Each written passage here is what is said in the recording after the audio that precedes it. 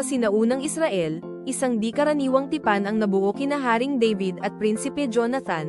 Nangako silang magpakailanman ay magpakita ng kabutihan sa isa't isa, at sa kanilang mga pamilya, isang sumpa na tila makakalimutan ng panahon. Ngunit ang kapangyarihan ng isang pangako ay higit pa sa nakikita. Bakit mahalaga ang pangakong ito sa ating buhay ngayon? Lumipas ang mga taon, si Haring David ay naghari.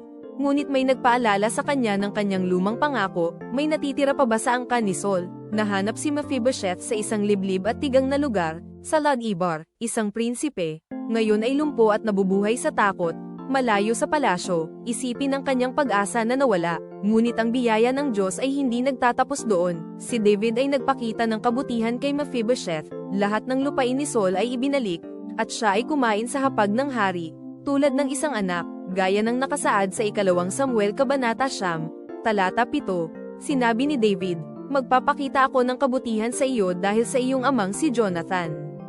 Ito ay paalala na ang kanyang pag-ibig at pangako ay walang hanggan. Ang biyaya niya ay nagpapahintulot sa ating maupo sa kanyang hapag.